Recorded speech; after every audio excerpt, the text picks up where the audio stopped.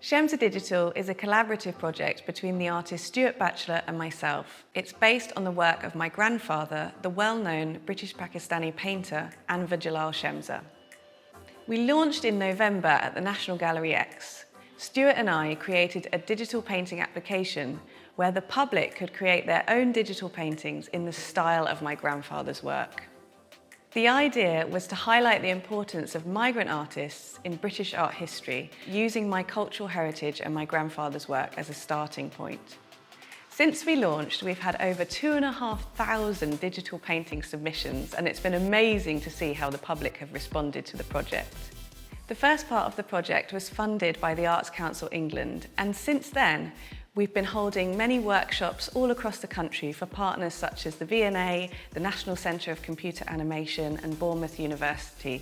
We've shared the project with children and adults alike, and it's been amazing to collect all of their drawings into our digital archive. In February, we held a competition and had over 700 submissions from the public. Out of those 700, we chose 9 lucky winners to have their artworks turned into a collaborative piece. Shemza.digital #1 was the most popular, and it was exhibited as part of the Art in Flux Reclaimed exhibition held in collaboration with the National Gallery X. This was an amazing opportunity for the public to have their artworks exhibited alongside some of the most radical media artists working today. The Shemza.digital project comes in 3 parts. In the first part, we launched the digital painting application and began to collect the public's digital paintings. These paintings are then stored in our online archive, and we always intended to use these paintings to create a collaborative installation in the future. In the second part of the project, I needed to design how we were going to turn the digital paintings into an immersive installation. And I could have done that on my own, but I decided that as we were in the spirit of co-creation and collaborating with the public, that it made better sense for me to collaborate with them in order to create and design that immersive installation in the future. I ran 6 new co-creation workshops where I worked with different communities across the country, working with young people, children and adults alike to create these designs for our immersive installation. The new installation software allowed participants to draw on the walls, floors and ceiling of the space and imagine how we could create light sculptures that would fill the floor space too. I had a really fantastic time working with the public in these workshops, and what came out of them was really inspiring.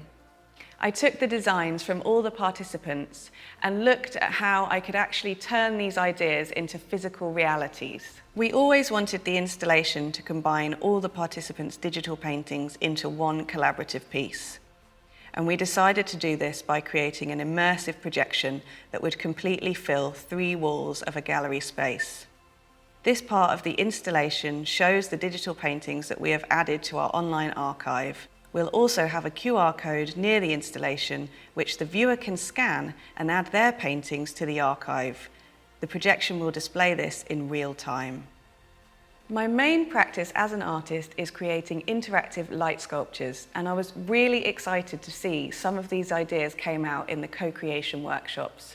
In the second part of the installation, I've designed 2 interactive light sculptures that have literally morphed out of the walls of the installation and become physical again. The 2 light sculptures use elements from the Shemza.digital painting application and also ideas from my grandfather's art practice. We've taken elements from the weave paint to create this sculpture, and it also relates to Anwar's City Wall series. I also thought it would be a good idea to show some of my grandfather's artworks in the installation as well to give it more context. I've decided to launch a virtual exhibition, and in this way I can invite potential partners to view the exhibition that could be turned physical next year.